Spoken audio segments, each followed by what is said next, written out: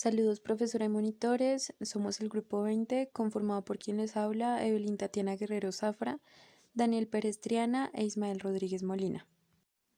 Estimamos el modelo por mínimos cuadrados ordinarios y encontramos un problema de endogeneidad, que beta 1 no es un estimador confiable, puesto que al comparar su coeficiente con el de la constante, encontramos que son muy similares a pesar de que sus errores estándar difieren mucho, lo cual consideramos inconsistente y procedemos a darle tratamiento por variables instrumentales a x1. Nos ofrecen 5 posibles instrumentos de la regresora x1.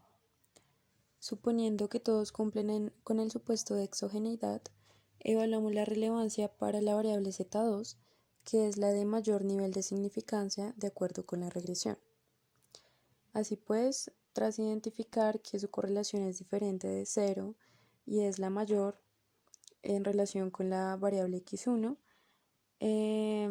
concluimos que z2 puede ser nuestra variable instrumental para x1.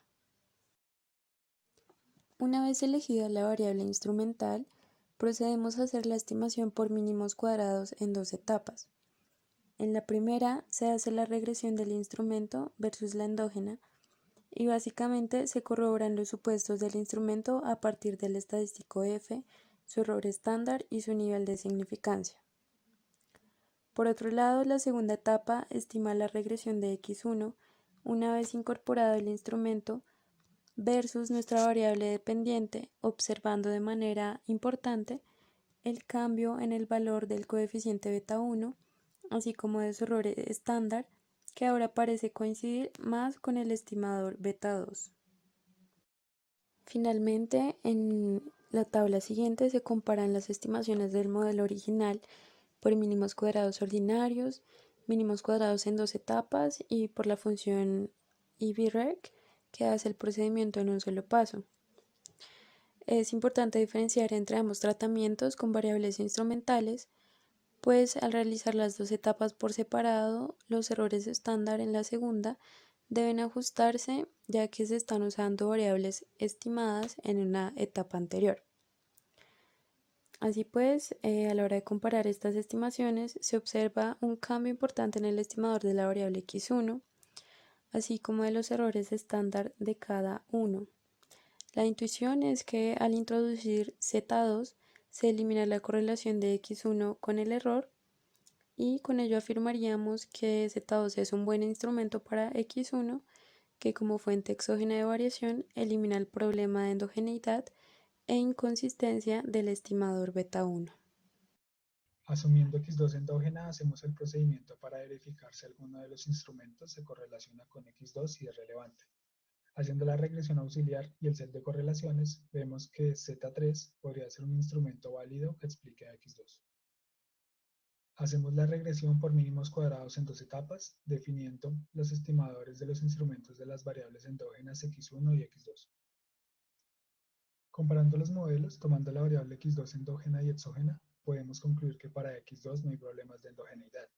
Podemos ver que no hay una diferencia significativa entre la estimación de la variable y el instrumento que usamos. Esto se debe a que no hay una parte de la variable relacionada con el error o con otras variables del modelo, caso contrario a lo que pasa con x1. Finalmente, elegimos el modelo asumiendo x1 como variable endógena y x2 como variable exógena. Corregimos heteroscedesticidad realizando la estimación con errores robustos. En el segundo punto tenemos la estimación por tres modelos de una variable dependiente binaria: el modelo de probabilidad lineal, el modelo Logit y el modelo Probit. El primer modelo es lineal y se pueden interpretar los betas de forma tradicional. Dada la naturaleza no lineal de los otros dos modelos, no se pueden comparar directamente sus estimadores. Luego, se nos ha pedido calcular los efectos marginales para cada uno de los modelos. Para el caso de Logit y Probit, para poder hacer comparables los efectos hay que tener disponibles sus factores multiplicativos que se calculan como la medida de la función de distribución correspondiente a cada modelo ajustado, recordando que para el modelo Logit se usa la función de distribución acumulada logística estándar y para el Probit se usa la función de distribución de probabilidad normal.